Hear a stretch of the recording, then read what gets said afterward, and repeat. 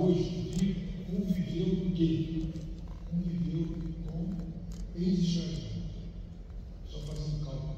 Até 1870, quem nasceu no Brasil, nascia escravizado. Depois de 71, com a chamada, aliás, é um apelido da lei, a lei de 28 de 71. Então, você podia ter alguém nascido em 70, quando chegou a condição, tinha 18 anos. E viveu 18 anos na condição escrava. E quem nasceu em 71 depois da lei, em 88 tinha o quê? 17 anos, depois de viver a escravidão, porém vivendo num mundo que cercado de escravidão. Você vê cercado de escravidão, é interessante para muitos de nós, excepcionalmente professores, da área de direito, tudo isso, vivemos numa sociedade, independente se seja para nós, cercada de racismo. Eventualmente, alguns de nós, eventualmente, pode você lidar tão diretamente com racismo, não é muito comum, mas cercada de racismo. Então, essa ideia da sociedade cercada de escravidão é muito interessante. Então, a sociedade era escravista o tempo todo e havia interessante, uma linguagem. A escravidão tem uma dimensão extra-econômica, é uma linguagem que diz respeito, inclusive, que a manutenção da desigualdade na sociedade hoje funciona dessa linguagem. Se pensar a escravidão só na dimensão que eu necessito de um escravizado para fazer alguma coisa para mim, você pega a dimensão do quê? O que foi a escravidão como uma dimensão de extra-econômica, como uma linguagem. Isso é muito importante. Bom, na verdade, no início da fala estava falando exatamente eu não servia pensar de ponto que a gente trabalhando um monte de questões sobre essa parte da história do Brasil. E o senhor estava falando sobre, mencionou ano passado a questão do letramento racial, que é uma temática que eu acho que muito bem explorada no filme, como ele vai passando, sobretudo na fase que a gente vê o jovem recebendo a pergunta dele, Antônio. A gente vê como ele vai passando de uma postura psicológica de submissão e como que ele vai desenvolvendo a sua segurança, a sua altivez, como ele vai se reconhecendo, processando a questão da negritude.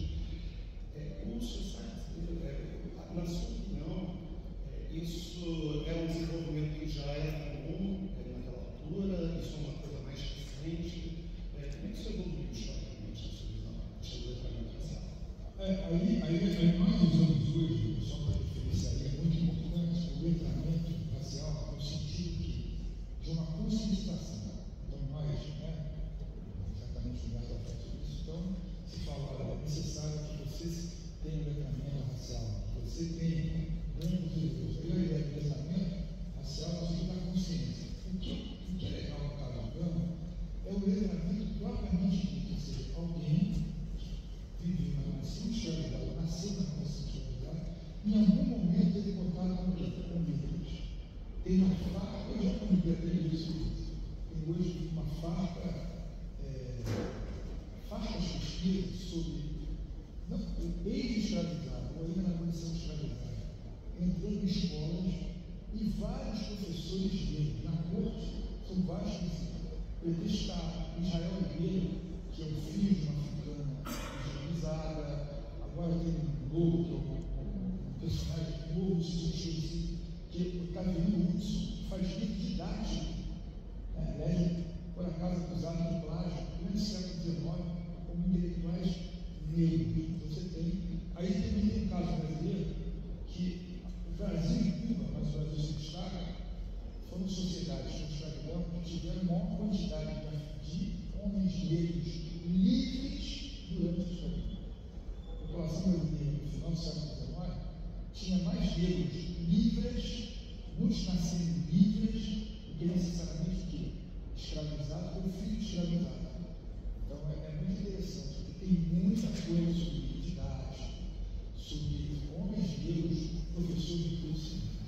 O caso do Gama é interessante, porque tem várias sombras, boas sombras, no sentido de despertar para nós historiadores interesses.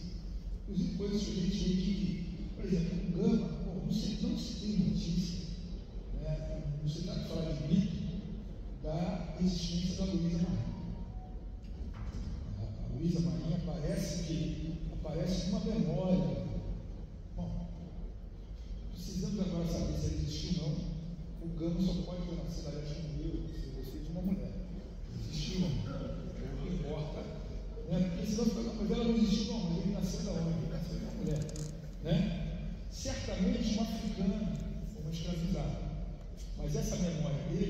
aparece deslocada. É interessante como aparece a memória do Gama sobre a Luísa Marinho.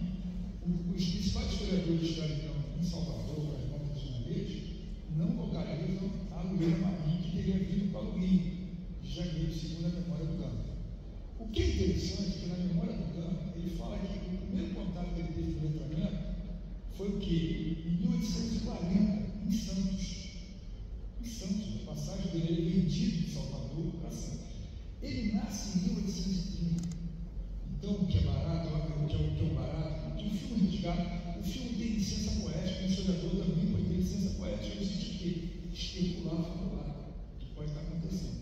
Agora, o Gama deve ter visto muito, mas muito que africanos escrevendo.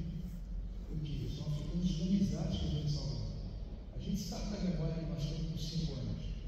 Guardar a memória do ano 2 é mais difícil. Mas com 5, o Gama nasce em 1830. Bom, qual é a questão? Ele poderia falar da impressão ou da influência de ter visto africanos mais velhos, né, maduros, vamos dizer, eufemismo velho, escrevendo. Mas ele só fala da quê? De que ele tem contato com a escrita em 1840 com o homem negro. Então, esse é um aspecto. A outra coisa, que isso não desqualifica o Gama, mas é muito interessante, até para pensar do ponto de vista dos artistas políticos, quais foram as conexões políticas que o Gama fez. Porque ele fez muita conexão política com maçons, com intelectuais brancos. O Gama fez muita coisa. O Gama tem uma frase que, para interpretar, muito interessante. Ele era um republicano. Ele diz o seguinte: a pior escravidão é a escravidão política. Se nós quisermos ver a frase do Gama, ele vai dizer o seguinte: olha, tão mais importante que acabar com a escravidão é o que acabar com a monarquia. Interpretação. Você está sendo cruel com o Gama? Não. Trazendo humanidade para o Gama. Porque o perigo é quando você torna um sujeito demasiadamente herói, né? Aliás, nós negros todos aqui, negros sabem disso, nós somos desumanizados, podemos errar, não podemos fazer nada, não podemos torcer para o time adversário. Não, nós somos humanos. Então tem uma dimensão humana muito interessante que pode ser recuperada. O que eu acho legal, acho que o Bruno está fazendo isso e tudo isso, é ver o quanto que o Gama se inspirou em histórias que ele viu dos africanos. Porque para ele transformar os processos, ele teve que conhecer. Então, se alguém estava sendo pela liberdade, então eu vou conhecer a vida da senhora. A senhora vai contar a vida da senhora e vou transformar isso numa narrativa jurídica. Então, fala que o Gama teve contato com mais de 500 processos. Então, vamos multiplicar aí as testemunhas. Ele deve ter entrado e falado da vida. Eu gosto muito daquele filme Amistad. Muitos de vocês viram que tem uma fala do ator que faz que é o Anthony Hopkins, quando ele tenta ser convencido para alguns advogados a defender o navio Amistad, ele falou: tem que contar uma boa história. Então o Gama teve essa capacidade jurídica de contar uma boa história, de recuperar. A gente pode imaginar, usando a especulação, a fabulação, o quanto de histórias sobre África ou de Áfricas o Gama teve acesso. Mas isso não aparece na memória dele. O Gama teve contato, até porque uma boa parte que ele defendeu eram africanos livres. O que é africano livre? Estabelece entre aspas. São africanos que entram ilegalmente no Brasil, principalmente a partir de 31, embora já houvesse lei de proibição de entrada de africano no Brasil, acima da linha do Equador, desde 1810. Então, desde 1810, já há a dimensão de africanos entrando ilegalmente. Tem uma lei de 1810 que proíbe o tráfico acima da linha do Equador. Né? Eles iam trazer isso para desembarcar por cabine pelo Congo, mas trazidos de áreas africanas ocidentais. Então o Gama conversou com muito africano. Quer dizer, ele teve que necessariamente traduzir essas histórias, né, numa linguagem jurídica. Então, o que é legal para encerrar aqui, eu diria o seguinte: o quanto de a figura do Gama, importantíssima, esconde outras experiências de outros Gamas.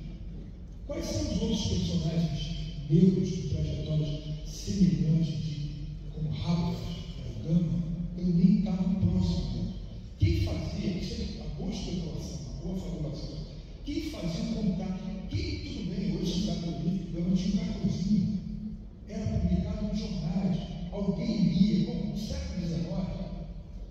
historiadores, sabe?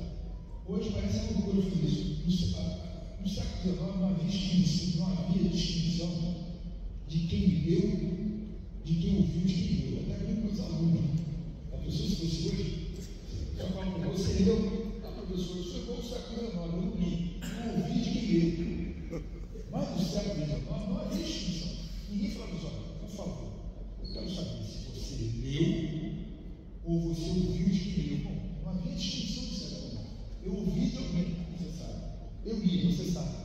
Então é muito interessante esse movimento de tradução, né? Em termos de expectativa, de quem talvez houvesse uma legião de gente, olha, procura fulano, o filme trata disso. Eu lamento que eu já vi o filme muitas vezes, adoro o filme, aí agora eu estava com o telefone ficar velho, então eu falei, bom, eu vou ficar do lado de fora. Então, vamos viver a minha memória sobre o filme que é fantástico.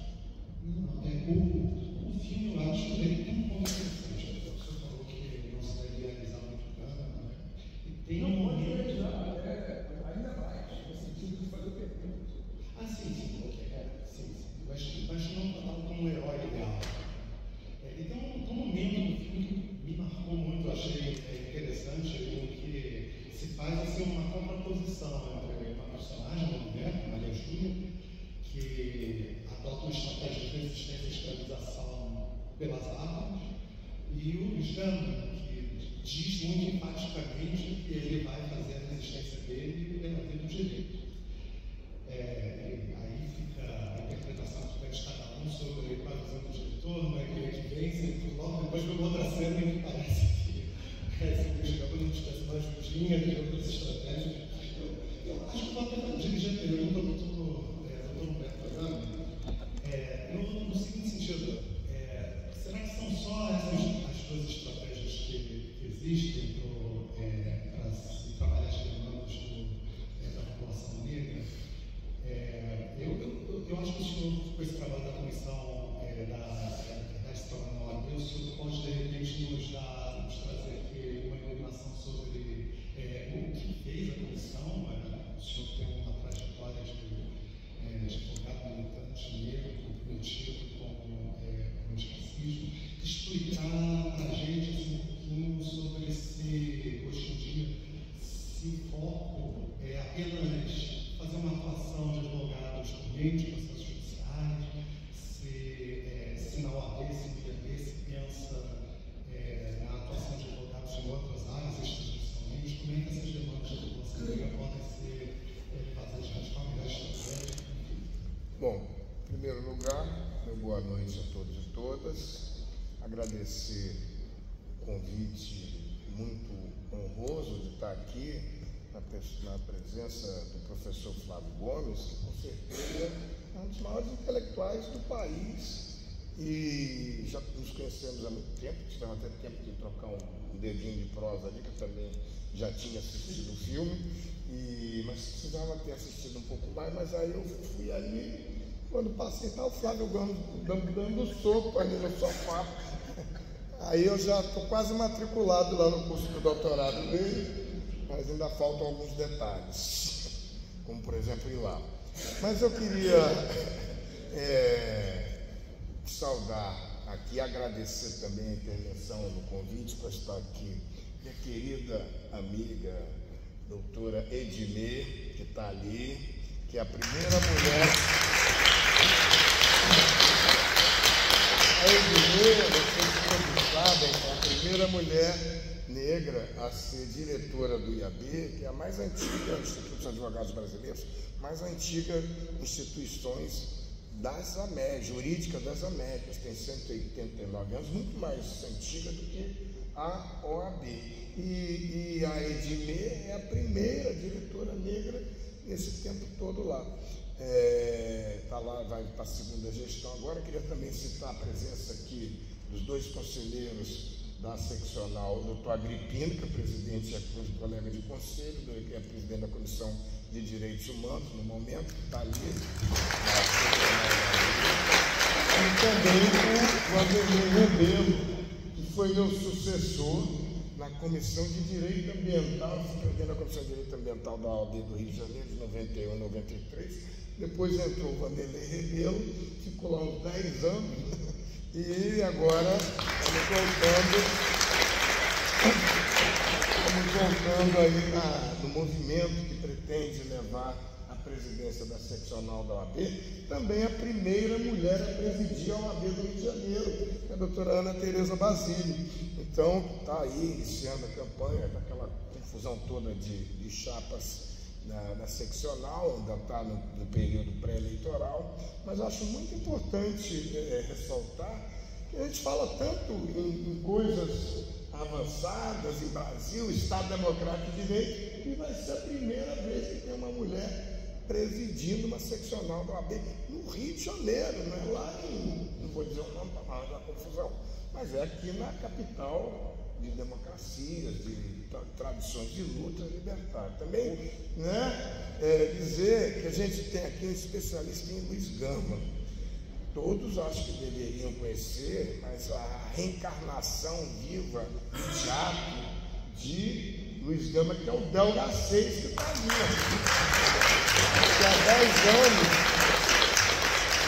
anos interpreta uma peça, Luiz Gama, Uma Voz pela Liberdade, que é fruto da Comissão da Verdade da Escravidão Negra. Ele é membro de várias comissões da verdade da escravidão, aqui no Rio, em São Paulo, em Campinas, no Maranhão, na Bahia. Ele é membro das comissões, e esse texto da peça começou quando a gente foi receber lá, também o meu nome e da comissão são citados na peça, porque foi de uma sugestão. É até interessante colocar, você vê formas de falar, e são várias as formas. Tinha um folheto lá, uma publicação do Conselho Federal, que dizia assim: 4 meios de liberdade. Luiz Gama, Abdias Nascimento, André Rebouças, e tinha um 4 e Zé do Patrocínio. E tinha o desenhozinho da cara de cada um, uns 4 lá. Aí no café da manhã, lá no Troféu Raça Negra, em São Paulo, na Universidade de Luiz Tomás, a gente sempre vai um pouco antes, fica lá, tem café. Eu me lembrava, aí desce o Del Garcês para tomar um café. Eu falei: ô Del, se você matasse aquelas costeletas do Luiz Gama, tu ia ficar a cara do Luiz Gama. Aliás, por que você não pega as poesias do Luiz Gama? A gente tem o Luiz Gama poeta, e começa a fazer começou com uma declamação de poesias. Depois evoluiu. Olha, tem a professora Lígia Ferreira, que eu falei dias atrás, e ela está estudando Luiz Gama lá na Sorbonne. Ela é doutora em Luiz Gama. E ela reclamava: tá vendo, para que eu estou estudando Luiz Gama? E me dá bola. E só falou: vamos botar a conexão. A Lígia cedeu os textos para ele. Nesse mesmo dia foi o Troféu Raça Negra. Aí veio o presidente da OAB e diz assim: olha aqui o Del Garcês ali, olha só, vai criar a comissão. Ô Del, você daqui a 15 dias apresenta o texto do Luiz Gama lá no Conselho Federal da OAB. Está contratado. E aí ele teve que ir e foi fazer. Está gravado, porque a gente no movimento negro não tem essa forma de estar gravando o tempo todo. Eu estou me grampeando aqui. Aliás, está acertado aqui. Agora eu gravo tudo, me grampeio, porque a Uesia aqui da Congo Rio, do Congo também, tem feito essas gravações. Então a gente perde muito por essa informalidade de não gravar essas coisas. Então está gravada essa primeira apresentação. O Luiz Gama, é a palavra do Luiz Gama que o Del colocou numa peça de teatro, e está há 10 anos, já fez aqui embaixo também, e foi para a televisão. Ele fez o Luiz Gama lá na televisão, não me lembro qual era a novela, mas tem o Luiz Gama lá. O Tempo do Imperador, e aí ele fez lá. Então, é muito interessante, porque lá no IAB, aí resolveram dar a medalha de Luiz Gama para o Del Garcês. Como é que foi a história da medalha de Luiz Gama? E aí eu já estou respondendo a sua pergunta, que são formas, formas que a gente foi fazendo o tempo todo. O Luiz Gama, o IAB é mais antigo do que a OAB. Luiz Gama é maçom, estava no Conselho Supremo, no Supremo Conselho. Ele é o habeas corpus número 1 do Tribunal de Justiça de São Paulo. Ele era primeiro vigilante na loja, não me lembro o nome agora, então tem os escritos dele. Mas aí, eu sempre dizia assim, por que o Luiz Gama não está no IAB?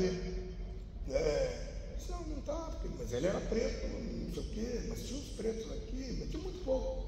E o Montezuma, que é o criador do IAB, também era preto. Aí comecei a bater na porta da gestão lá.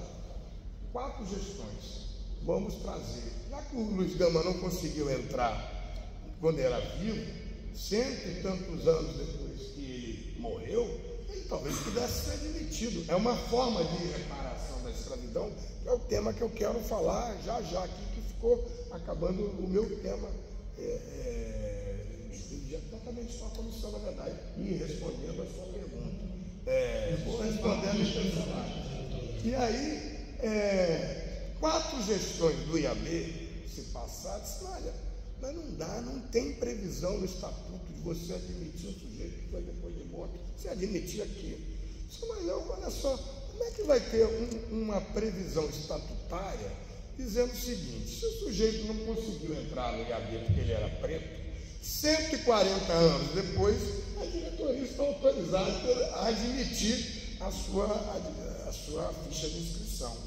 Aí, de tanto eu perturbar 4 gestões. Na gestão do Henrique Maués, eu era ouvidor nacional da CEPI, como o ministro Edson Santos, eu fui 3 vezes também lá, o ministro Edson Santos, o ministro Eloy Araújo e a ministra Luísa Bastos. Arrumei muito encrenca, porque o bom de você ir para esses lugares é você poder arrumar encrenca. Esse pessoal às vezes vai para lá e fica discutindo cadeira e mesa, né? Quem manda mais, quem vai ter mais cadeira, quem vai ter mais mesa.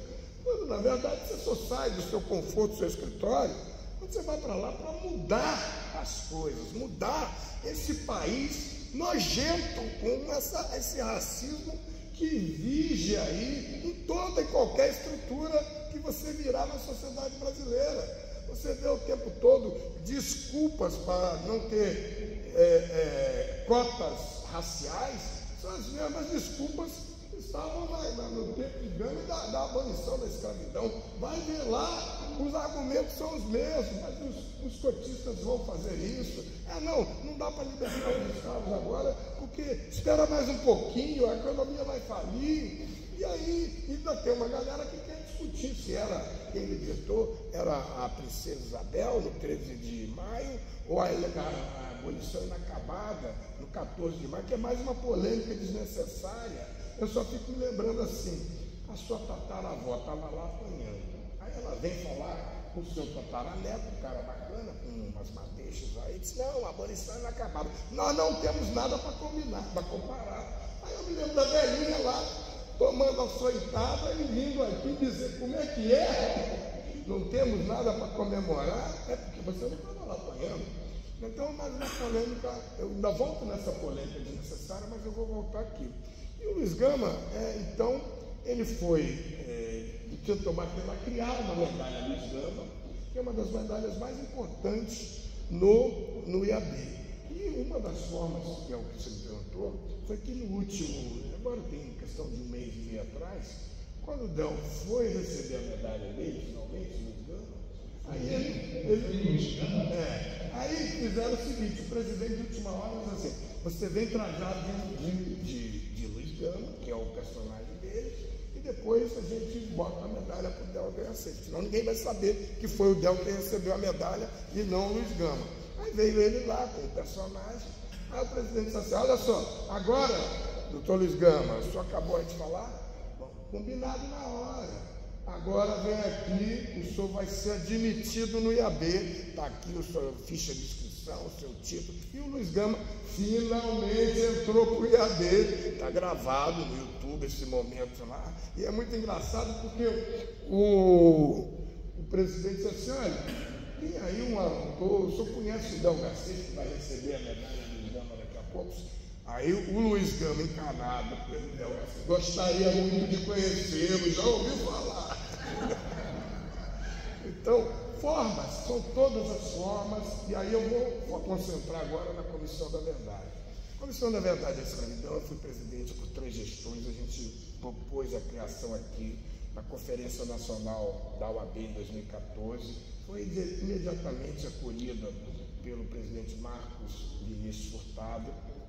Logo em seguida ele encomendou a posse, questão de final de novembro, né? O Del foi lá e foi um montão de gente para lá, e a gente tinha uma metodologia que era de perguntar onde, quem e quando foram cometidos os crimes da escravidão negra, por quem foram os responsáveis pelo crime da escravidão, qual a legislação internacional que é de tornar o crime da história da escravidão, como sempre lembra o nosso querido Iedo Ferreira, 92 anos, o mais antigo batalhador pela reparação da escravidão, que está vivo aqui em Oswaldo Cruz, né, e é muito melhor do que qualquer um dos seguidores dele. Iedo é um craque. E aí, ela se espalhou por 18 seccionais da OAB, dos 27 estados e Distrito Federal. A pergunta primeira que vai ficar para o pesquisador aqui, professor doutor, é por que só foram 18 e não nos 27 estados? E várias subseções que fizeram pesquisa dos seus heróis locais, das suas lendas, dos seus personagens, dos seus prédios, que na verdade os historiadores já tinham feito a pesquisa. A OAB não foi lá pesquisar nada. Ela levantou, juntou, aumentou, colocou a sua boca de trombone. Eu fui ouvidor na CEPI e aprendi que esse conceito de boca de trombone. Porque você, como ouvidor e também a OAB, ela não vai lá expressar a opinião dela, não interessa. Ela vai só aumentar a opinião daquele que não tem voz para falar, para que todo mundo possa ouvir. Os historiadores já tinham feito as várias pesquisas que estão aí, dormitando em muitas. Tem pesquisa da história da escravidão a dar com palco, é uma expressão também histórica aí, mas tem muita pesquisa, só que fica lá na universidade. Então, dois exemplos práticos que eu considero de muita efetividade da Comissão da Verdade da Escravidão, que normalmente não se faz a ligação, a conexão, até porque aí não são vários os interesses, e você sabe muito bem que nesse meio, você também tentar o apagamento daquele coleguinha ali, você não falar que foi o coleguinha que fez, é uma coisa que infelizmente é usual. Mas eu acho que a Esperança Garcia, ela já tinha pesquisa, que era o historiador, como é que é o nome dele lá? Luiz Motti, lá da Bahia, que também é conhecido pelo GGT, o Grupo Liga Bahia, pela briga dele aí, para saber se o Zumbi era homossexual, não foi uma briga danada. Mas o Motti foi lá e pegou a carta no arquivo de Teresina da Esperança Garcia, que era uma africana, para quem não conhece, escravizada, que morava em Oeiras, lá pelos idos de 1700 e alguma coisa. É bom você ter um professor expert aqui, porque ele vai corrigindo tudo. Então, e aí ela escreve uma carta reclamando da tortura que ela sofria, dos seus, e ela morava em Oeiras. Eu estive lá no dia que o Conselho Seccional da OAB, do Piauí, colocou, liderados pela professora Maria Sueli Rodrigues, que fez o que a gente chama de direito de subseção. Pegou ordenações filipinas ou maneirinhas, colocou em cima da carta e disse assim: isso é uma petição. Por quê? Porque tem um cabeçalho, um fundamento, um pedido. Isso tornava uma petição. Eu imagino que nessa época não tinha tanta gente nem sabendo ler e escrever, quanto mais para redigir um documento para escrever. Então, ela fez lá, essa era a primeira petição, essa é a primeira advogada do Piauí. E aí veio o movimento negro, mas é a primeira advogada negra. Assim, não, querido, não tinha nem preto nem branco sabendo ler e escrever, é do Piauí inteiro. E aí ela vai com a primeira advogada, proclama lá, foi uma cerimônia, eu tive lá, tá filmado, tem que ter filme, senão vão dizer que você não estava lá, que não é verdade, você é um mentiroso. Então eu estava lá, tem filme, tem uma reportagem, e aí, de lá, eu disse, agora nós vamos para a Conferência Nacional da OAB, em 2015. E aí eles primeiro conseguiram um financiamento de 20 mil para imprimir os relatórios do Conselho Seccional.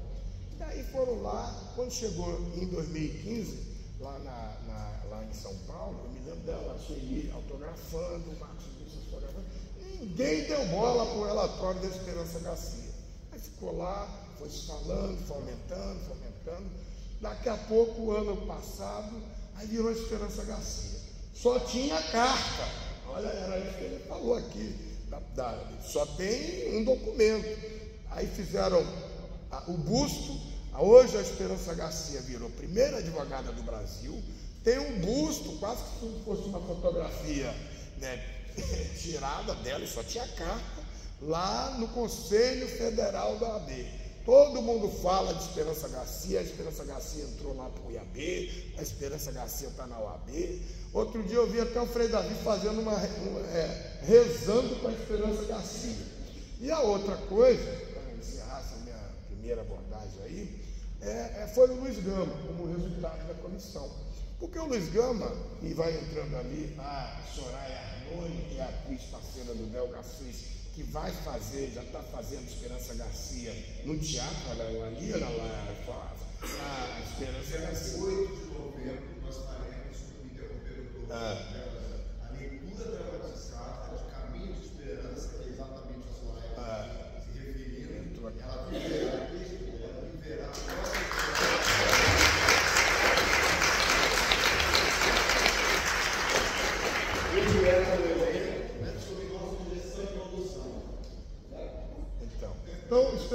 E aí o Luiz Gama, o Del trouxe aí, e ele traz, quando a Lígia deu os textos para ele passou as próprias palavras do Luiz Gama.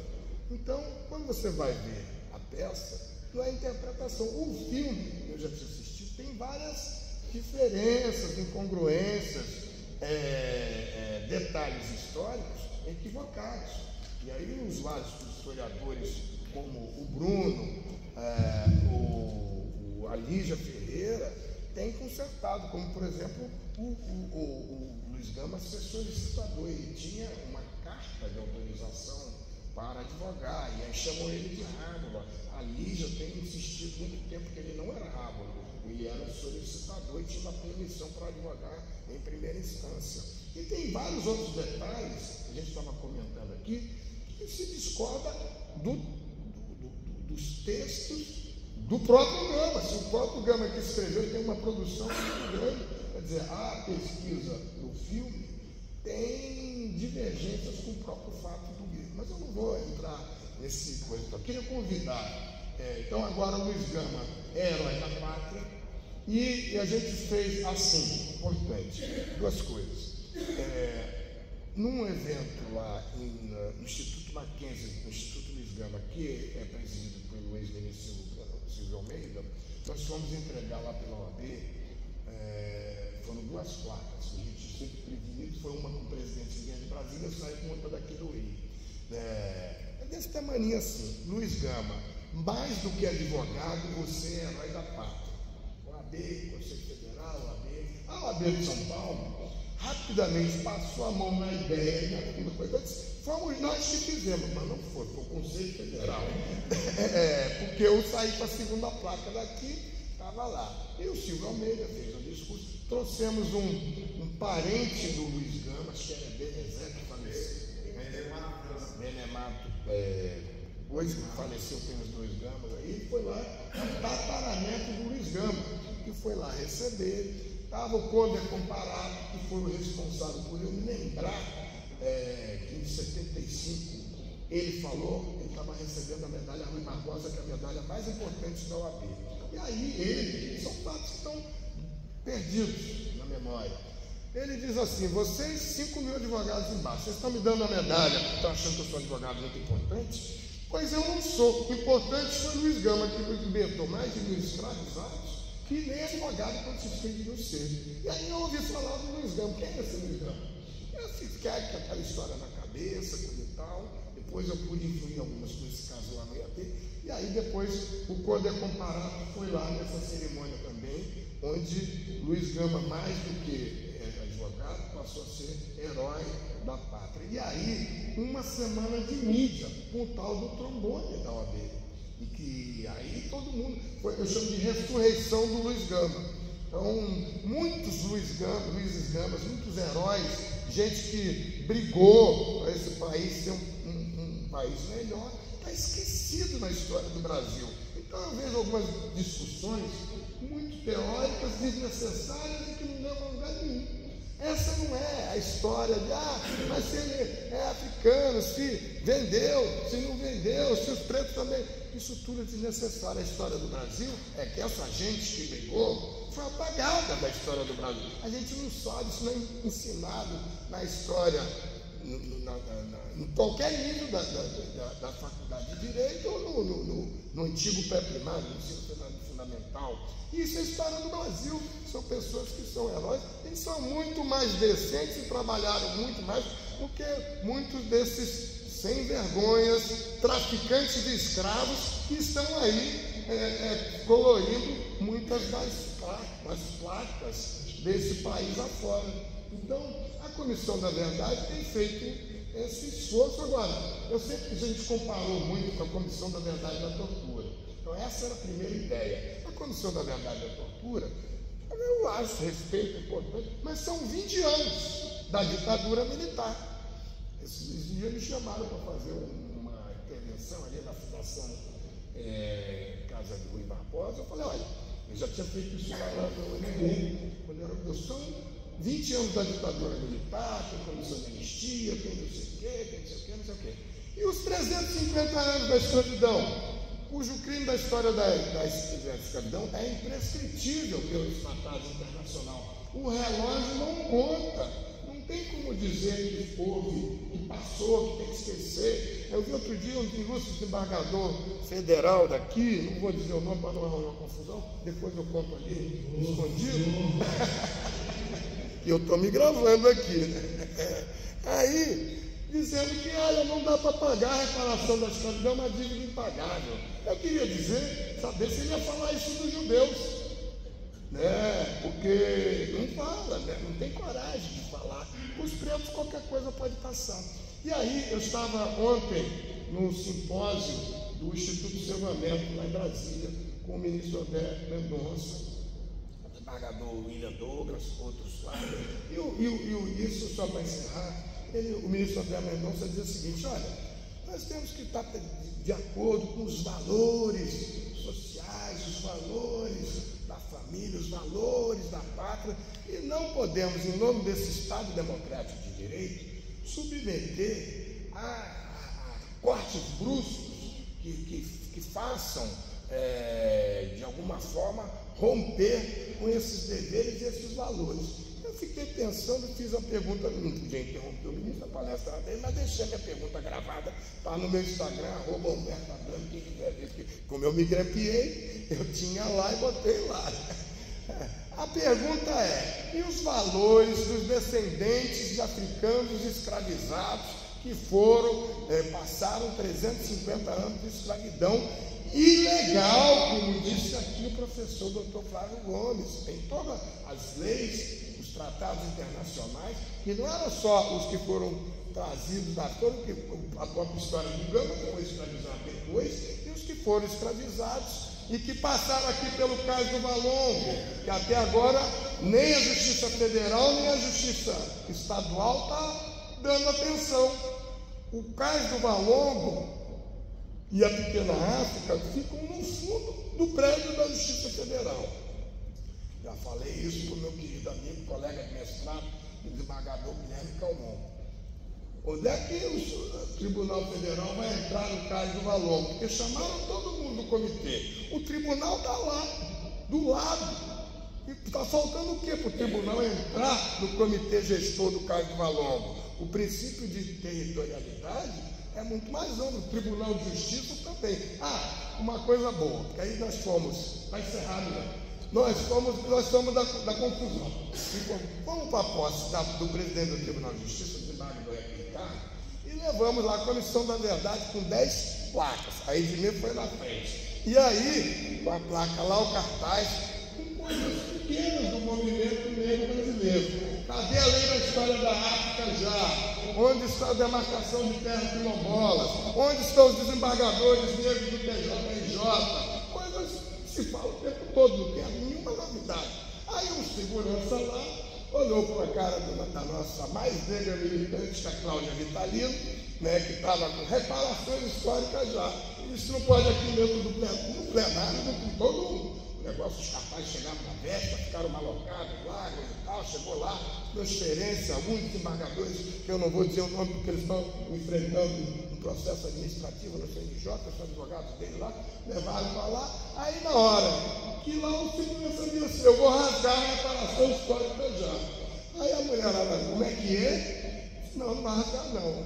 Aí a Dani, eu olhando para lá e tocando o hino. Ele disse que vai rasgar o cartaz da reparação histórica. Eu falei, eu vou partir para cima, porque a gente tinha ficado estrategicamente em frente à imprensa. Agora não, espero o hino acabar. O hino acabou, quer dizer que está interrompendo. Quando o hino acabou, saiu a mulherada gritando, é um absurdo, isso é racismo, nós somos convidados, e foi para cima. Aí eu recuei para trás, porque vão pegar primeiro o velhinho de cabelo branco, eu já me vi suspenso lá, para carregarem lá, todo mundo segurança, todo mundo polícia, com paletó não dava para ver, mas dava para ver, a negada conhece lá, é cana. E aí, bem, com isso a gente conseguiu ficar próximo ao presidente, o desembargador-presidente do tribunal, que é o desembargador Ricardo. O desembargador Ricardo aí teve uma reunião depois, não precisava de nada disso, coisa e tal. Aí eu perguntei, desembargador, ele diz assim, só para encerrar isso agora, quantos, ele diz assim, eu nunca vi racismo aqui no tribunal. Desembargador, o seu tribunal tem 192 anos, os desembargadores hoje têm 190 anos. Depois que eu pesquisar isso. Só teve uma única mulher negra na história desse tribunal. O problema não é quem foi, como é que é, o problema é porque só não teve mais. E eu acho descalado, só acha mesmo que não tem tantas mulheres, advogadas, promotoras, juízas de primeira instância que deveriam estar aqui como uma das 190 desembargadoras aqui. Ele parou e aí queria falar, não falou nada. Mas eu queria convidar o senhor, porque essa é a regra da reparação das questões. Você não precisa tornar isso uma coisa tão lamentosa, tão sofrida, que você renove a dor. Você primeiro tem que achar picardia, constrangimento, um certo humor para se auto-reparar. E não você acabar se alimentando da dor para produzir nova dor. Desembargador, só aceito o convite de ir visitar o cemitério de Pretos Novos, vou lá. Chegou no dia do cemitério de Pretos Novos, estava lá, banda de música, filhos de gangue, filhas de gangue, um monte de segurança, e ele não sabia de nada disso. Aí começou a ver os esqueletos saindo de lá, e contando a história daqui, olha aqui, Pretos Novos, sabe por quê? Porque eram só crianças que estavam enterradas aqui. Tem ali um esqueleto ali, ó, é a Maquita. E aí ele foi vendo, e o homem começou a chorar de emoção. Eu não sabia de nada disso. Eu fui criado na família racista para ser racista, mas eu vou mudar. Passou a ser o maior propagandista da reparação da escravidão no tribunal. Muitos desembargadores vêm contando como ele mudou. E aí, 2 semanas atrás, eu fui com o desembargador Wagner Sinelli, foi um dos outros que correram no meio da confusão para salvar a gente lá. O desembargador Wagner Sinelli e o desembargador Ciro Darlan, no meio da gritaria lá, da segurança que ia bater em todo mundo, menos em mim, que corri para trás. E aí, logo quem ia perguntar, quem é o presidente da polícia? Aquele negão velhinho ali, lá eu suspenso lá, a mulherada tomou conta. E aí, para encerrar, o que aconteceu? Todos os 120 juízes que acabaram de passar no concurso de magistratura, tomaram posse, foram fazer o circuito da Pequena África, obrigatoriamente, por ordem do desembargador presidente. Então, isso é reparação, é isso que a comissão tem feito também. Muito obrigado.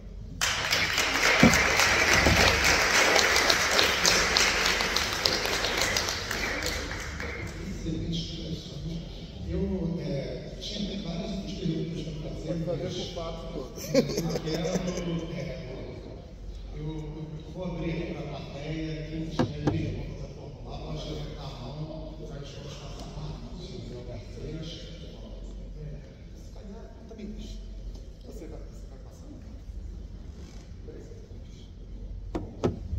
Boa noite a todos.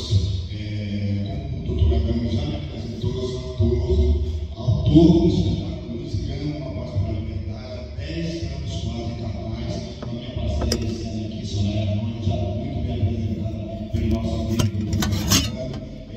Primeiro calcado, Dani, parabéns a vocês por essa grande iniciativa de trazer esse debate aqui através do público. Qualquer forma que a gente tenha de contribuir para o não apagamento da nossa história preta e nossos heróis e heroínas pretas brasileiros que foram, como sabemos, ao longo de toda a história brasileira, de toda a historiografia oficial brasileira, apagada dos nossos currículos, dos nossos livros, dos bancos escolares.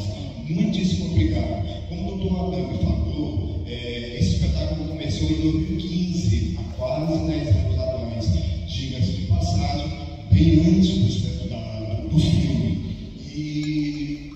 Mas falando do Luiz Gama, ninguém melhor do que ele para contar a própria história dele, porque ele mesmo escreveu muito sobre a vida dele. Ele deixou cartas biográficas relatando desde a saída dele de Salvador aos 10 anos de idade.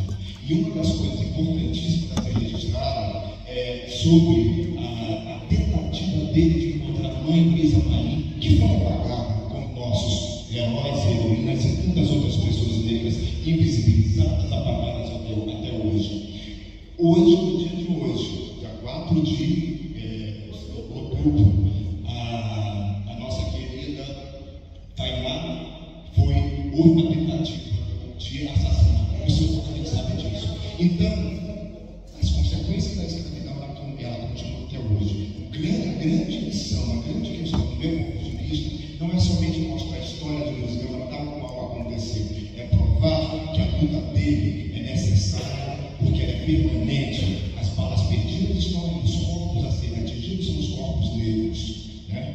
E quando se trata de biografia de Luiz Gama, eu quero deixar aqui registrado, claro, a doutora Lígia Fonseca Ferreira, já bem colocada aqui pelo doutor Humberto Adami, nossa amiga, parceira do espetáculo do Luiz Gama, que cedeu, como ele se referiu, o doutor Humberto Adami falou, desde sobre as pesquisas dela, sobre o Luiz Gama na Sorbonne, ela procurou-se em Paris, e tem um livro fundamental para a construção da dramaturgia do espetáculo, que se chama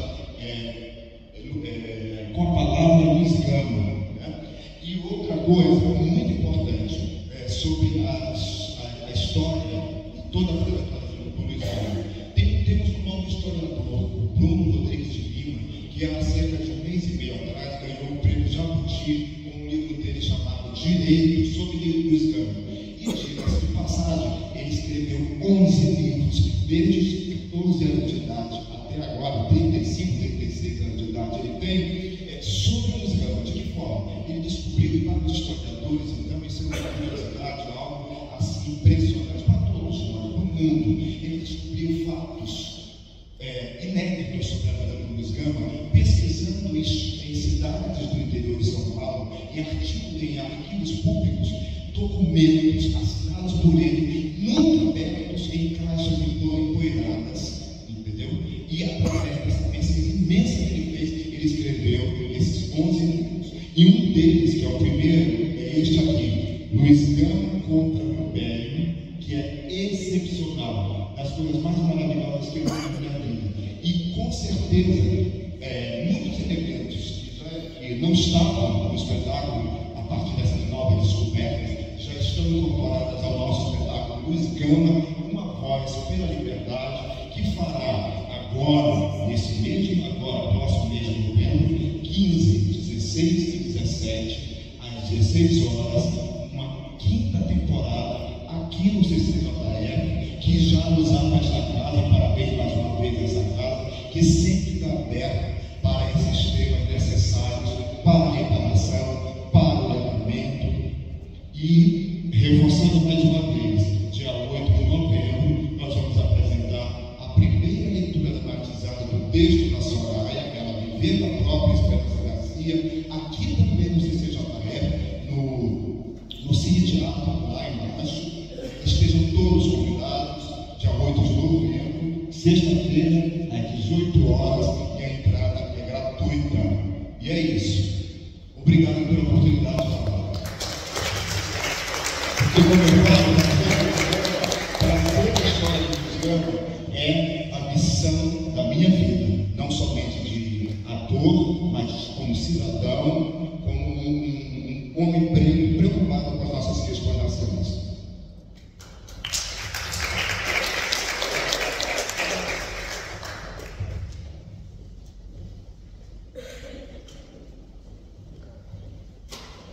Boa noite, meu nome é Maria de Lourdes Saler, sou antropóloga, e gostaria de fazer uma pergunta banca, foge um pouquinho da questão do Gama, mas é pertinente.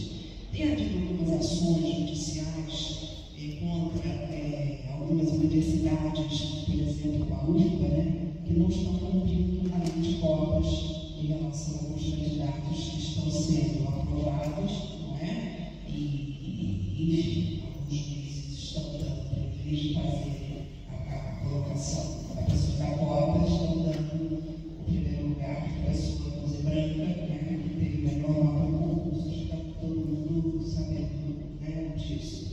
E não é só a UFBA, outras, eu vi no jornal essa semana saiu, outras universidades também estão fazendo isso, apesar de que estão convivendo também com ações dessas pessoas preferidas, as pessoas que entrarem pela cota. E eu queria ouvir a opinião de vocês sobre essa questão. Eu não entendi bem a pergunta. Pode repetir, porque eu estou meio surdo, então tenho que falar mais alto, porque o som está meio longe aqui. Se puder repetir, qual é exatamente a dúvida? É sobre as universidades que estão burlando a lei de cotas. Pessoas negras que são aprovadas e de repente acontece algo. Fraude na heteroidentificação. Isso é um dos maiores problemas que eu tenho funcionado como advogado em várias causas disso daí, tanto individuais quanto no escritório, e também participei já 2 vezes na comissão de heteroidentificação do Tribunal Superior do Trabalho, no concurso para juiz, concurso nacional de juiz do trabalho, e aí também numa daqui do Tribunal Regional Federal, quando o desembargador André Fontes era presidente. Aliás, a banca era eu, uma juíza, que eu não me recordo o nome, mas é uma das poucas juízas negras, vai se lembrar já. Não era Adriana, não, era aquela outra que era Angelina e o William Douglas. E esse que hoje é desembargador federal. Mas esse é um dos temas mais difíceis, porque o problema são os pardos. Quem é o pardo no Brasil? Porque um pardo na Bahia, que tem 84% de população negra, e às vezes os caras que vão do ponto preto com azul, né? E aí quem é o pardo lá? O cara, para ser pardo na Bahia, ele tem que ser um pardão, né? Não um pardo qualquer.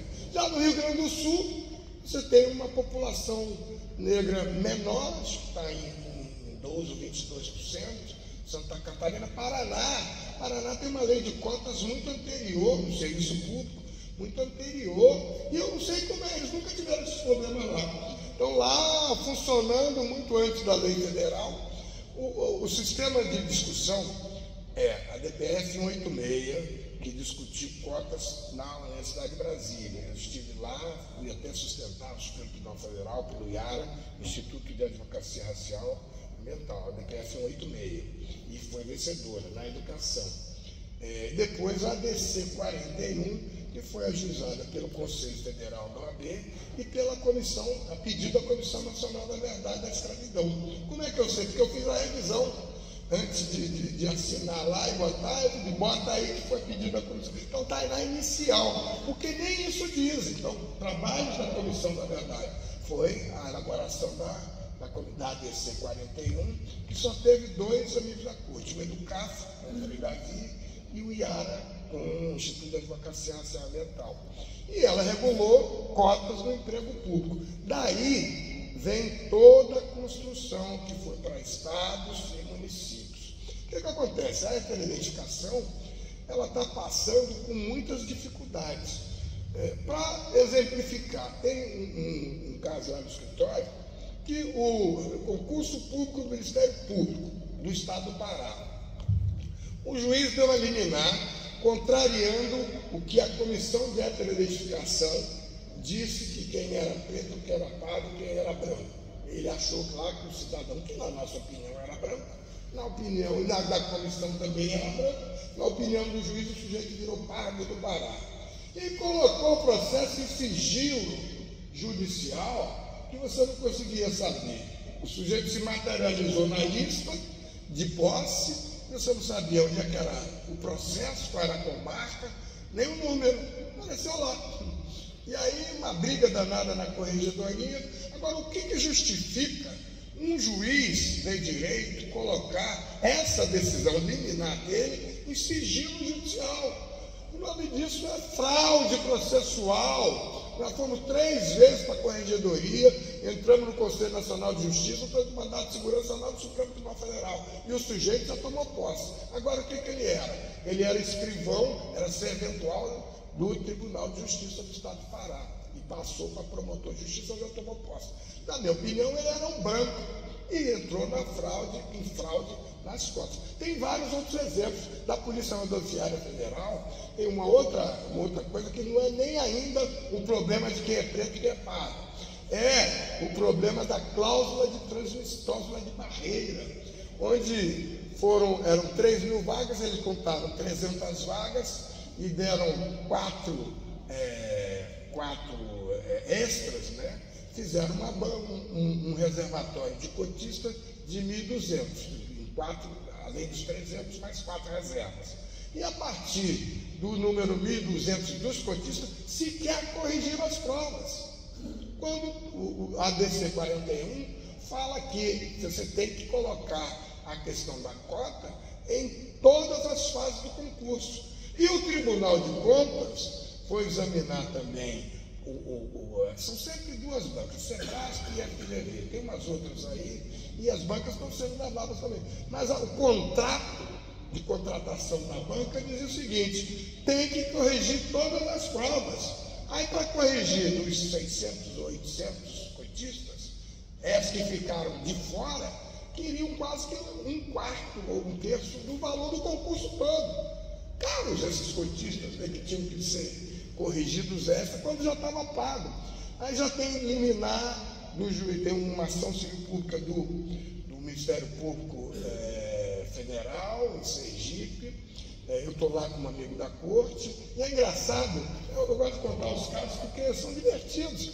Os cotistas viram eu comemorando lá no dia da questão quilombola. Está na Carlos Moura. Aí acharam na internet e foram lá me chamar. E essas coisas são todas pro bono.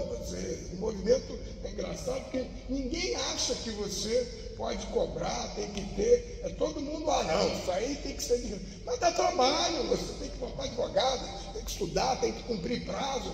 E aí o movimento negro não se preparou ainda de uma forma institucional para estar presente nessas demandas todas. E ao tempo todo, em todo concurso público tem isso. Então, você funcionar como amigo da corte é difícil, você não tem braço para estar em todo lugar, vem processo, vem prazo, vocês que são serventuários aqui. Queria, inclusive, fazer uma provocação proposta. Por que os sindicatos dos serventuários, que, aliás, tem um Sindijus em Minas Gerais, muito interessante, eu já fui lá falar sobre reparação dessa coisa, tem uma estrutura muito legal lá.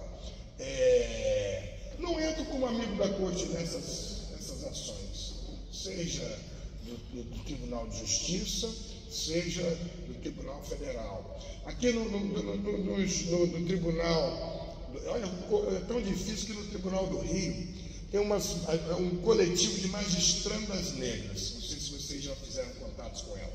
São mulheres negras que fazem os concursos para juízes, e elas não se identificam.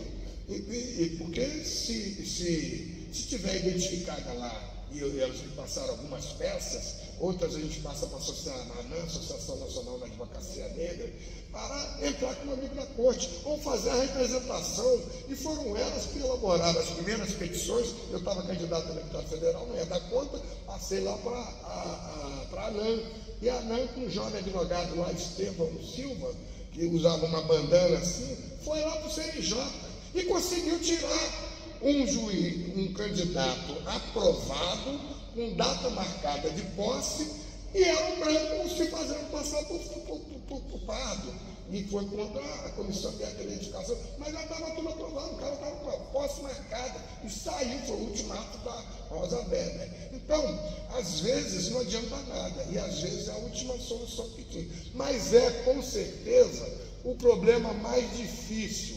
Eu posso dizer que, como membro da banca, você, para tirar um candidato aprovado num concurso de direito para juiz, para tirar ele, qualquer que seja a razão, é muito difícil, é muito dolorido, porque você tem as razões pessoais, todo mundo tem dores, e você tem suas lutas, brancos, pretos, quase brancos, eles levam uma vida. Aí você vai dizer assim, não, esse cara está fora do concurso público e ele não vai ser mais juiz. É muito difícil, qualquer que seja o motivo. Então, esse é um assunto mais difícil. Agora, soluções. A Sueli Carneiro sempre diz assim, olha, essa é clássica. Pergunta para a polícia, ela sempre sabe quem é preto e quem é pardo no Brasil. Levanta aí, negão. Olha aí como é que fez a heteroidentificação. Mãos para o alto aí, ô crioulo. Está feita a heteroidentificação. Não precisa dessa confusão toda. Na OAB a gente está tendo esses problemas também. Várias denúncias. E eu acho que o único jeito é você continuar batendo. Doutor Flávio. Minha resposta satisfez o professor Flávio Gomes.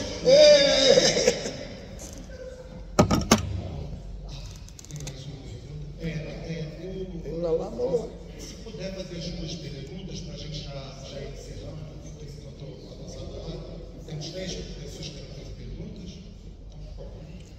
Boa noite, meu nome é Lindon Lara, sou servidor aqui do Tribunal Regional Federal. Saúdo a banca, os presentes. Antes eu vou contar um detalhezinho que, um tempo atrás, um ano, um pouco mais, o colega Tamires me consultou, porque eu estudei História na UFRJ, se indicaria um professor de lá.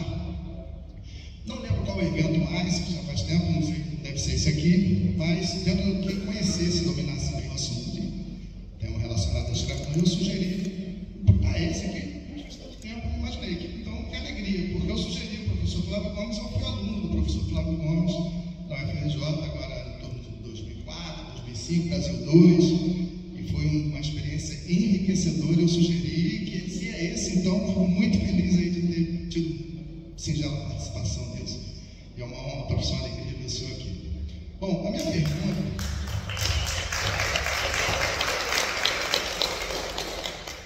A minha pergunta é a seguinte: personagem, né, agora cada vez mais histórico, Luiz Gama, vem ganhando uma dimensão, né,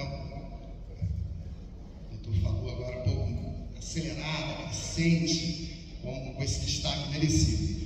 Mas, confesso que há alguns anos atrás, coisa de 5 anos, eu comecei a ver em torno do Luiz Gama a participação de segmentos políticos que, não vamos estender muito, era assim: Zumbi não serve. Serve o Luiz Gama, seguiu ali os caminhos normais de ascensão, vamos chamar normais, né? Dentro das regras do jogo, estudou, batalhou, e é um exemplo de resistência e militância que o movimento negro não gosta de zumbi, que era um rebelde, de escravos e tal. E aí eu comecei a ver com alto lá. Eu até vou passar assim, não, vou começar a ser mais vigilante na defesa de zumbi, porque estou vendo o pessoal se apropriar do Luiz Gama para estabelecer ali uma maneira de se lutar contra o racismo. Só esse caminho aqui. O outro de um movimento que talvez seja assim, mais engajado, de mais combatividade, esse pessoal aí é um movimento negro. Não, né? E aí eu pergunto, isso procede? Há uma exploração da imagem do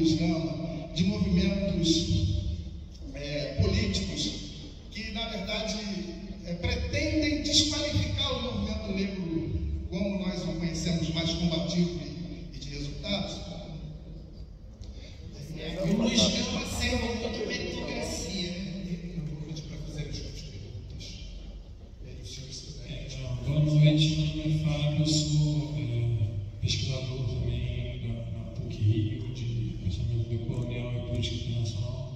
E eu queria fazer uma pergunta parecida com a que me antecedeu, que é essa questão, né? O Luiz Gama, ele entra numa meritocracia que é criada também para o mundo, para o Brasil europeizado, né? E europeizado, claro, numa visão colonizadora, numa visão dos europeus colonizadores brancos. Então, o questionamento é assim, como é que a gente pode ver também a luta do movimento negro, justamente como a pessoa que me perguntou, como é que a gente pode ver a luta do movimento negro também, sem necessariamente passar por esse caminho de europeização, de ocidentalização. É claro que foi importante para os Gama, foi uma forma de luta que ele teve de se engajar, de crescer, de sobreviver naquele mundo, de ser envolvido, mas também não ver se só como a única forma e até também refletir sobre essa forma e sobre as outras formas possíveis. A pergunta é como refletir, como ver isso.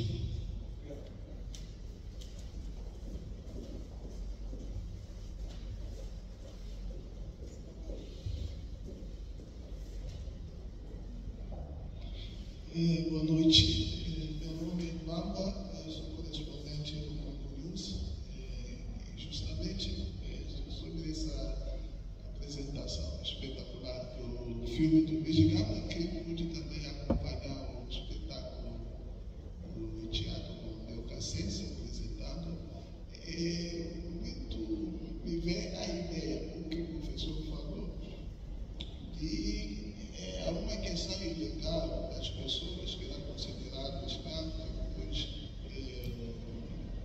você entendeu isso, não? Justamente pessoas que vieram do Cabinda, do Congo, começou do Congo, e investiga essa questão, e em colaboração a isso, eu pude ver que a questão do Congo se resume mais como um aspecto que, vamos dizer, que o Congo era o reino do coração do Banto, do povo Banto.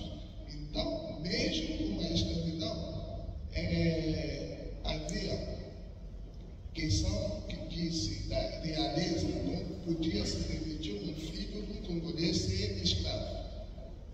Então, a maioria de todos que vieram do reino do Congo e eram que hoje que formam um quilombo, porque eram já livres, na realeza não poderia aprender o filho poder ser escravo. Então, essa questão que o tráfico era bagunçado, que eles pegavam as pessoas em todo lugar e botavam no navio, e aqui era esse esquema, digamos, capitão do mato e esse tráfico ilegal, que continuou até depois mesmo, que essa questão que o professor falou, mas o que posso me deter a Luiz Gama e essa questão de falar claro, dizer que a verdade seja dita, me eleva ao espírito do personagem do Lumumba, que é do Congo também, que a clareza no ditado do Congo que fala que a verdade seja dita, mesmo a morte seja decretada. Então ele prefere dizer a verdade para não morrer com a verdade. Então, era essa questão que levou os belgas a odiar o tal cidadão do Lumumba e decretar a morte dele. Porque a Bélgica foi cruel com o Congo. Apesar de fazer tudo que eles fizeram, e chegar à data da independência, eles queriam a gente agradecer. E Lumumba, o tal presidente, na época era conivente com a situação, ele fez o discurso de agradecer o império que estava lá estabelecido, dizendo que a gente deve todo o agradecimento pela civilização e tudo, mas Lumumba pegou o discurso fora do protocolo, ele disse nada disso. Hoje seja dita a verdade dentro dos que estão aqui e a comunidade internacional, que o Congo viveu uma crueldade de tal tamanho que a gente tinha valor. Não é civilização que a gente conheceu, mas trouxeram uma religião que deveria nos ensinar o amor, mas o amor que a gente pratica não é isso que a gente conheceu. Uma religião criminosa que matou 6 milhões de pessoas botando a mão para não acreditar em tal religião do católico cristianismo hoje. Há esses debates que são os extremistas muçulmanos que fazem essas crueldades práticas. Mas a religião que começou a ser criminosa era a religião cristã, não era pacífica. Na África, com tudo que Jesus o salva no navio, mas não era isso a questão. Então, a questão do Luiz Gama, o tal rei, ele queimou os arquivos descobertos no Congo, porque ele foi colocado como alguém que deveria cuidar do Congo, mas não era dono. Mas quando foi pedido no Congo para ele, ele queimou os arquivos, morreu triste. E a história foi a divisão do Congo. Hoje é conhecido como 5 países que faziam a região do Congo. Os 2 Congos, o Zaire, o Congo Brazzaville, a Angola, que era a capital do reinado do Congo, e o Camarão e o Cabal. Mas por tudo isso, o Espírito Luiz Gama me lembra que ele tem sangue congolês, porque esse fato de falar as coisas sem ter medo nem ser intimidado por império, o qual dizia que tem que respeitar as pessoas que estão lá na África, não sabem qual o problema deles para não ficar desenvolvido, não é nosso problema. Então ele atacou o sistema, poderia ficar quieto como os demais. Você, dessa capacidade de falar claro, era mal entendido até dos povos dele, até hoje não entende a luta, porque as pessoas que são, talvez, têm consciência de lutar à frente é mal entendido. Hoje, eu pude agradecer de entender que o Luiz Gama foi à frente do Martin Luther King, os outros, mas a história é apagada porque ele, hoje, no momento, a gente pode restaurar isso. Obrigado. Professor Fábio Gomes, aproveitando a fala do colega congolês, eu queria. Eu comecei meu letramento racial muito tarde, né? Quando eu era criança, a gente não ouvia falar sobre isso. Comecei tarde e comecei a pesquisar e a ler. É uma ânsia, né? Como diz a minha amiga Patrícia, eu não tenho mais tempo nessa vida para não ser nada, ler nada que não seja de preto para preto e por preto. Porque tem que recuperar esse tempo. E aí, Luiz Gama aparece, né? Ele aparece na sociedade, a gente começa a ler Luiz Gama, e aí Luísa Marim não existiu, não tem nada que comprove Luísa Marim. Luísa Marim, eu cheguei a ler que Luísa Marim é o alter ego de Luiz Gama. Luísa Marim é o alter ego de Luiz Gama, que foi meu pai amado. Há pouco tempo eu descobri a Caltune. Falei, meu Deus, que história fantástica, Caltune, uma princesa do Congo, que coisa. Vai pesquisar figura mitológica, não há comprovação. Gente, mas a história africana não é uma história oral? Por que não existe? Porque, e assim,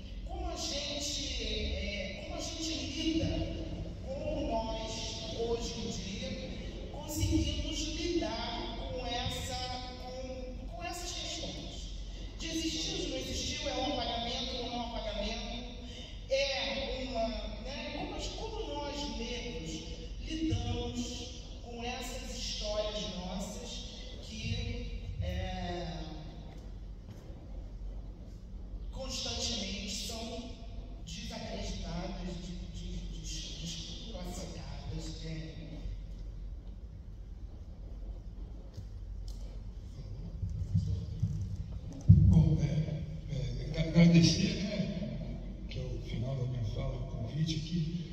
Assim, o historiador, às vezes, ele é desagradável, né? Que, sem querer ser desagradável, mas não existe uma verdade histórica.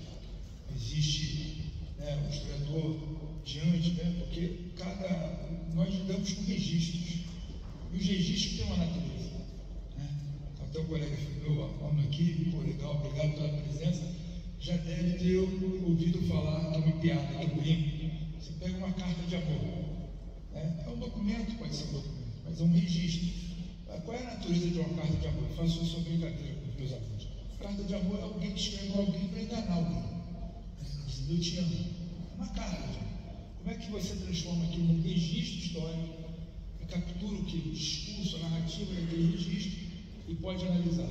Então, isso é muito importante. E aí, Léo, com respeito, não se trata de ter uma verdadeira história do Luiz Gama. A gente chama a atenção, eu tenho falado isso, eu não sou historiador do Luiz Gama, e vou te dar dados muito interessantes sobre como é que determinadas imagens de determinados personagens ocultam coisas muito interessantes. Vou dar um exemplo.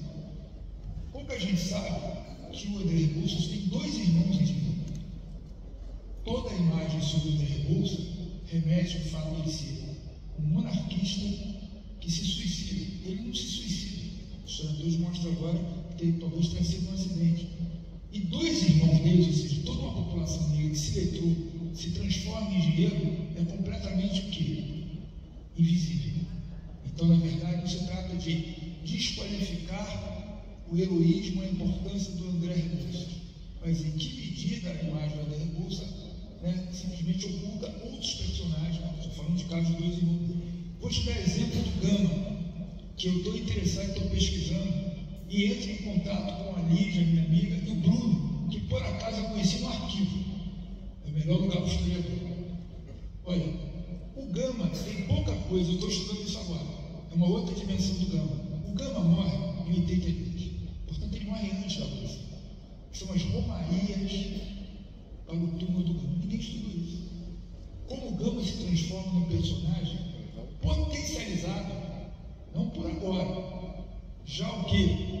Antes da abolição, ninguém sabia que a abolição ia ser 88, ia ser 87, 86, o Gama morre em 88. Começa a romaria. Talvez esse exemplo, esse dado das romarias do túmulo do Gama, seja a melhor potência para a gente revisitar a ideia do que da abolição, não como algo que da princesa Isabel, mas como algo conquistado da própria experiência negra.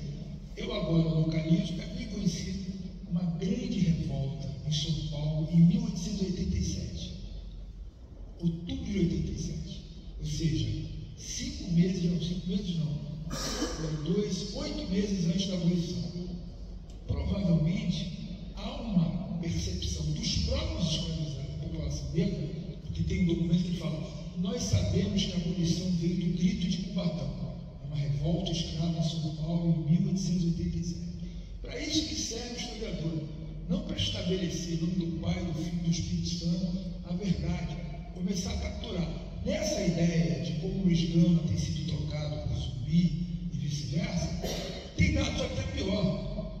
A imagem do zumbi, e aí não se trata de dizer que o movimento negro está certo, o movimento negro é parte da história, a gente não julga a história, até brinco isso, né? Está gravando, juiz da história. Aqui não é, o historiador não é Sérgio Moro da história, certo? Então isso é uma piada, é Sérgio Moro. É levantar questões, por exemplo, a imagem do zumbi, simplesmente o que? Desqualifica-se em si o Ganga Zuma. O Ganga Zuma é o sujeito que faz um tratado. Nas Américas, os quilombos eram o quê? Um fenômeno hemisférico. Onde houve escravidão, houve fuga de escravos, constituindo comunidades grandes. O Ganga Zuma faz um tratado, em 1678. Nós aprendemos do didático, né? Se talvez você já tão mais velho do que a nossa geração, que o mais importante é o zumbi. E o Ganga Zuma? Então nós somos também o quê? Responsáveis. Não se trata de que alguém, o branco, apagou. Esse movimento da história é um momento de levar em consideração, inclusive, eu acho isso muito legal, as conexões. E isso não é problema. As concessões que Gama fez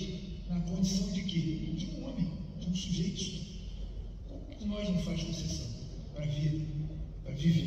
Isso é muito importante, essa recuperação. Então não se trata. O caso da Esperança Garcia é interessante, porque tem um debate hoje com o historiográfico.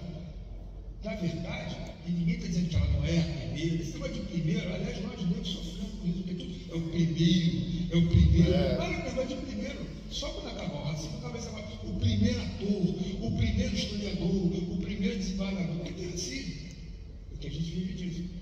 Tem uma discussão interessante na história que é documentos ditados pelos escravizados. Pouco importa saber se eles escreveram.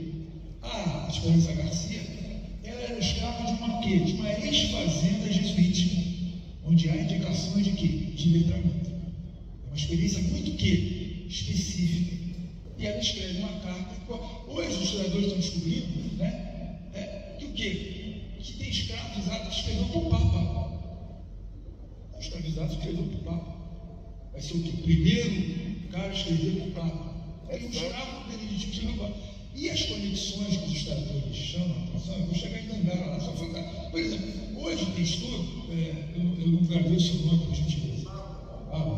Tem estudos hoje, depois eu posso dar as indicações para cá, que é o quê? Que o rei do Congo manda um emissário ir atrás do filho dele, aqui na corte, em 1823. Porque o filho dele tinha sido vendido como escravizado. Olha o papel da história. Não existe a história, quer dizer, o certo e o errado. Só os historiadores devolvendo a documentação do arquivo. Outro para você. Tem hoje um registro sobre um revolta escrava em 1860 no Espírito Santo. Os africanos se organizavam em torno de uma sociedade secreta chamada Sociedade Pemba. O que eles estavam acompanhando? Estudo novo. Ao que? A sucessão do reino do Congo. Os africanos aqui, sem internet, sem Twitter, acompanhando o quê? E não era o quê? Não eram os macumbos. O caso do rei africano, Nigoio. Ao mesmo tempo, olha o papel da história. Traficantes de escravos africanos eram nigoios. Os nigoios eram traficantes. Ao mesmo tempo, provavelmente o quê? Na Baixada Fluminense, na Nova Iguaçu, que os quilombolas o quê? Controlavam todo o comércio de lenha, baseado numa experiência o quê? Macumba. Por quê? Rio Zaire, completamente o quê? Circuito fluvial, o comércio. Esse é o papel dos historiadores. Então, não é a ideia de que tem uma verdade que... Mas quando eu falei uma verdade, a partir do momento que nós, historiadores, começam a pesquisar sobre, encontram documentos reais e comprovados, a gente acredita que a partir daí nós temos uma nova versão ou algo que não foi contado na internet. Não, nós estamos concordando. Inclusive, não se trata de ensinar história, não é nem a questão do documento em si, porque o documento que eu falei tem uma natureza. Quem escreve esse documento? O papel do historiador também é entender essa coisa. Vamos no caso de Dandara. Bom, eu tenho 3 livros sobre Palmares. 3 livros sobre Palmares. Fui a Portugal, tenho uma biografia sobre Zumbi dos Palmares. Fui entrevistar o Oliveira Silveira, que você sabe quem é. O cara aqui é um poeta negro que faleceu, que sugeriu em 1871 que não se mais falasse em 13 de maio, e sim 20 de novembro. E essa ideia foi se espalhando, inclusive ele me falou que os responsáveis, o responsável por espalhar a ideia é o nosso Paulo Boca, que é o Paulo Roberto, e o Carlos Alberto Medeiros. Fiz pesquisa sobre Palmares. E publiquei na editora 7 Letras 250 documentos sobre Palmares. Não aparece a palavra Dandara, aparece outras mulheres, a Papuna aparece. Aparece Madalena, tem um outro nome que eu esqueci. Eu fiz até um verbete no livro Enciclopédia Negra. Então, a Dandara aparece, a primeira vez que a Dandara aparece num romance em 1963, um ano antes de eu nascer, 1964. Aparece lá o quê? Um romance do João Felício dos Santos, com o nome o quê? Dandara. Aparece isso. E o Cadillac fez 2 filmes sobre o quê? Sobre Palmares. Ele fez o Ganga Azul em 64, ninguém conhece esse filme, e fez o Quilombo, quando aparece o quê? Quando aparece Dandara, e aparece também o personagem, a aí eu adoro licença poética, primeiro que eu gosto de arte, e segundo que nós historiadores, aí tem um historiador aqui presente, deve ter outros, que a palavra especulação e fabulação não é uma palavra maldita para nós historiadores. Né? O que a gente vai saber? O que a pessoa está pensando sobre esse evento? Podemos especular, né? Que o balançar a cabeça pode ser de desaprovação, que o balançar a cabeça pode ser de aprovação. Então, a palavra especulação e fabulação histórica não é mentira, não é mentira. Mas olha, o filme do Cacá Diete botou o que? Ana de Ferro. E que, em algum momento, se criou a ideia de que para Palmares fugiam todos os perseguidos do mundo colonial. Eu até brincava, pô, chegasse uma ideia de Paulo falando, agora só, infelizmente não dá para você é escravo, né? Já está cheio. Judeus perseguidos pela Inquisição, outros tantos, né? Já está cheio. Quer dizer, os quilombos eram espaços de escravos fugitivos. Eventualmente podia ter uma mulher considerada no mundo colonial branca, mas tem licença poética, né? Inclusive uma música que a gente acha bonita, mas eu tanto fanista. Existiu o Eldorado Negro do Brasil, do Gil, está bacana. Então, o papel do historiador, de alguma maneira, papel não do historiador Flávio, ou da UFRJ, mas da historiografia. O que é historiografia? Como a história foi escrita, é de alguma maneira lidar com esse material e entender essas perguntas. No caso da João Maria, eu consultei minha amiga, é fácil consultar a Lígia, e o próprio professor falou: olha, cara, quase não tem estudo sobre a João Maria. É uma outra face do Gama. Daria uma outra o quê? Uma outra peça, que é o quê? Fabular as pessoas indo até o quê? Túmulo do Gama e transformando ele numa representação o quê? Da liberdade. Ele já estava morto. É possível fabular? Não é possível perguntar ao Gama. Então tem e várias outras coisas. Essa dimensão republicana do Gama, interessantíssima essa frase dele. Quer dizer, então a brincadeira nossa é que a ideia de o herói vai ser chato. O herói é dono das certezas, entendeu a ideia de chato? É dono das certezas. Então, o que é legal é essas possibilidades que a história chama atenção. Inclusive isso que eu tenho falado, conversando com o Bruno e outros, por exemplo, o quanto que o Gama ouviu histórias africanas, porque ele tinha que defender. Não, o Gama não registrou isso. Então, nós historiadores, né, podemos o quê? Fabular isso. Você poderia construir uma peça que era, olha só uma peça, já estou aqui, não sou diretor não, olha uma peça, você ouvindo, você Gama, ouvindo as narrativas africanas, olha que barato, olha não, mas não tem documento, você falou de documento. Claro, eu concordo, existe a licença poética, tanto no seu caso, quanto nós artistas, nós criadores, da escrita, teatral, narrativa, para a gente é interessante, mas umas histórias pretas e heróis vermelhos, personagens importantíssimos, que nunca foram falados, que sempre foram apagados. Eles não são conceitos. Se a gente compartilha, se a gente traz a ficção, a gente contribui para o conhecimento errado dessa história. Não apaga Tem. Olha, eu vou. É uma ser discutida. Claro, não. Entendeu? Se nós somos apagados, nossa história nunca foi contada. Quando ela é contada pela primeira vez, ela é contada de forma ficcional, como é que ficamos? Não. Quem somos nós? Tem aí para contribuir com o debate de vocês, tem o livro do César Brito, que é uma peça de teatro, que eu fiz o prefácio do livro, que é o Luiz Gama falando com a Luísa Marim, só que ele é um advogado trabalhista. No dia de hoje, qual é o nome do livro? César Brito, pode ver.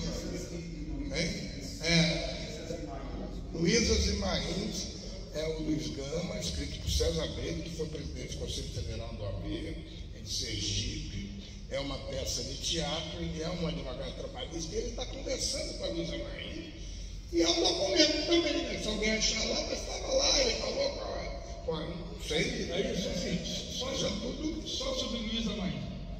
Tem talvez o mais importante historiador brasileiro, reconhecido por todos, não importa o tema que ele estude, são um cara chamado João José Reis, baiano. A vida toda dele é dedicada a estudar a revolta dos malês africanos. Aliás, é um ciclo de revoltas que começa em 1807 a revolta dos Malês é a última revolta. Ele não encontra, a Lígia concorda com isso. Agora, é complicado dizer, não existiu. Claro que o Gama é fruto de uma mulher, o Zumbi provavelmente teve. Então, essa é a questão. Agora, eu vou contar uma experiência própria de escrever isso aí. Vou contar uma experiência própria do Gama, você vai ficar assim, assustado. Eu fiz a Enciclopédia Negra e nós criamos muitos personagens. Então, eu criei um verbete na enciclopédia que era o nome da mulher do Gama, que o Gama quase não comenta sobre a mulher dele. Olha, então foi o próprio Gama que apagou a mulher dele. Não, os historiadores apagaram. Que tem um desenho da mulher dele. A mulher dele aparece no desenho de um cara chamado Sud Minuti, um cara que escreveu em 1938 Memórias da Abolição e desenha a mulher do Gama. Olha que interessante, o Gama quase não falou. Aí eu criei um verbete, que era o nome, eu esqueci o nome da mulher do Gama, e uma outra africana, que o Gama foi uma das primeiras que o Gama definiu. Criei um verbete para falar o que? Da invisibilidade. A mulher do Gama. Quem foi? A mulher de muitos desses caras aparece pela própria narrativa que machista. E aí eu coloquei, talvez alguns tenham esse livro, tem uma edição e vão comparar isso. Numa das primeiras edições, eu chamei a atenção que o Gama talvez tivesse tido um filho com uma mulher branca. Por quê? E eu me baseava em memórias de historiadores que foram em vários eventos em São Paulo. Eu nunca participei desse, que um sujeito se apresentava e falava: eu sou tataraneto de Gama. Que é um casamento da minha irmã. E eu coloquei isso lá no texto. Quando saiu a primeira edição, então, talvez algumas pessoas tenham o quê? A nova edição. A Lígia se insurgiu, dizendo que eu não tinha evidência, da onde eu tirei aquilo. Isso foi recentemente? Foi, a Enciclopédia Negra eu publiquei. Isso, ela minha amiga se surgiu. E aí eu delicadamente falei o seguinte: olha, com a palavra, dei a palavra aos historiadores que viram em eventos uma pessoa se identificar. Eu sou tataraneto do Gama, é um caso que ele teve com a minha trisavó. Aí a Lígia ficou sem graça. Eu falei: olha, Lígia, eu sou sério. Eu só coloquei. A questão aí é dar uma visibilidade da minha mulher. Porque, pô, vai ter que pagar a mulher só que a mulher branca. O próprio Gama pagou. Mas eu não queria polêmica. Então, quem tem enciclopédia aqui numa outra versão, falei para a companhia da gente: vamos tirar isso aí? Tiramos. Mas eu fui o cara que coloquei a mulher do Gama, que nem ele fala sobre ela. Quem tem a memória do Gama, ele fala que ele quase não menciona a mulher dele, que é uma mulher negra. A mulher do Gama era uma mulher negra. A carta que ele deixa ao filho, ele fala: diz a tua mãe que a ela não se incomoda. Mas a gente sabe o nome dela. Eu conheço, E a gente incluiu na peça, e aí eu falo: diz a tua mãe, Claudina, que a ela não, eu estou dando um exemplo. Isso, quer dizer, então é muito interessante, quer dizer, mulher do Gama. E quando a gente fala de Conceição, nunca traz, olha, a Conceição, olha, eu vou ver a trajetória do ator X, Conceição é a humanidade das pessoas, a percepção política que ele tinha naquela época, faz dele até mais grandioso como ser humano. Então essa que é a questão, não estabelecer que era, por exemplo, Zumbi, ele tem a chance de ter sido africano, porque chega e foge para Palmares imediatamente. E eu fui entrevistar o Décio Freitas. Isso eu posso falar. Eu gravei o Décio Freitas. E ele falou assim: Décio, essa história de que Zumbi foi criado por um padre. Ele falou: desliga a máquina. Ele falou: não, eu achei esse documento no arquivo de Cadaval, é um arquivo que pegou fogo em Portugal. Qual é a história hoje patente do Zumbi? Zumbi nasce em Palmares, é capturado pequeno, levado para Porto Calvo, educado por um padre chamado de Francisco. Quando pega 10, 15 anos, foge para Palmares. Essa é o que a gente tem, com um documento que nunca foi localizado. O Zumbi pode ter sido um africano, porque Palmares já existe desde 1580. Zumbi é assassinado em 1695. Só isso são 115 anos. E a indicação de Palmares até 1743. Então Palmares não durou 100 anos, durou 160. Depois que Zumbi foi assassinado, Tem mais 2 líderes que aparecem na documentação de Palmares e não viraram heróis: Kamuanga e Moussa. Kamuanga é o nome africano do Congo, Bakongo. Então, o papel do historiador é um pouco isso, quer dizer, e é mó barato, porque a coisa que eu vi tua peça, a possibilidade de olhar, embora eu não seja um autor sobre Gama, e ler a tua representação, dicas para eu fazer perguntas. Sacou? Eu uso a tua peça, por exemplo, para eu fazer mais perguntas. A questão, por que o Gama nada menciona sobre os africanos islamizados? Ele estava lá com 5 anos. O que ele viu de africano islamizado do lado dele? Vamos ver a gente, preto velho, escrevendo documento. Ele não menciona nada. Temos que refletir. A ideia do letramento é que 10 anos depois, um branco em Santos. Então tem a narrativa do Gama. E o papel do historiador é confrontar. Não, o que o Gama falou, então nós vamos julgar o Gama. A pessoa diz voltar, Gama, por que você não falou dos africanos, cara? Por que você não falou dos africanos? Vamos brincar, né? Vai acabar indo para a peça. Porque ele dedicava exaustivamente, obstinadamente, cada segundo da vida dele na luta abolicionista. Exatamente. Ele levou a justiça, o direito, junto ao abolicionismo, foi que ele levou o direito ao abolicionismo. E aquela peça, o Gama, de um tempo para cá que aparece, ele nunca tinha aparecido.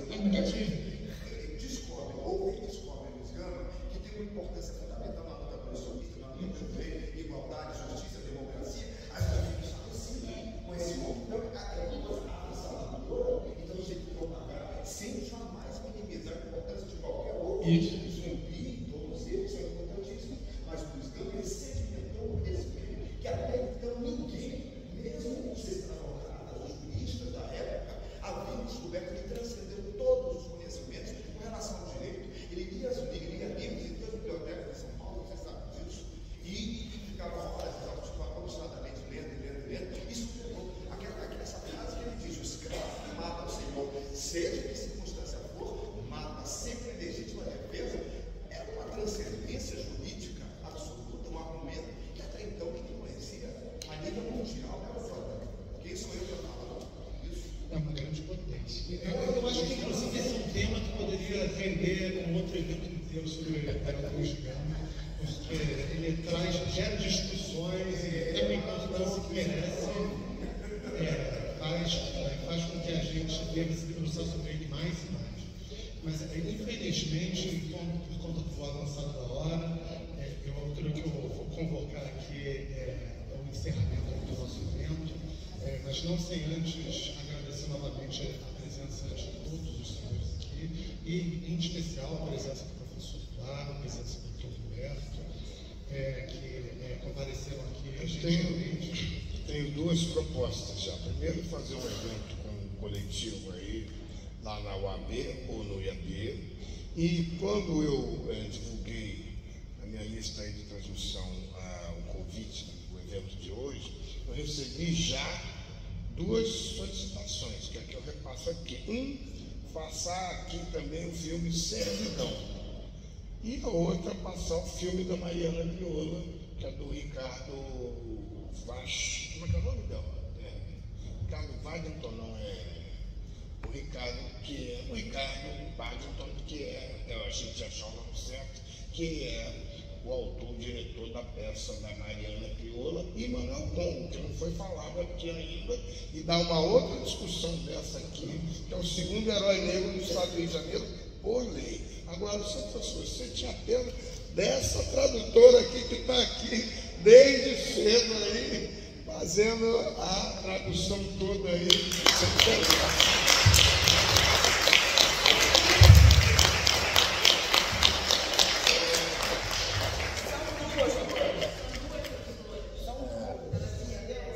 E muito obrigado por estar aqui, tá? Às 9 horas da noite.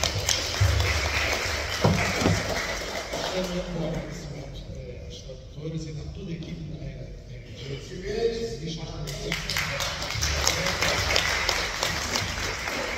e tentando encerrar o evento. Muito boa noite a todos.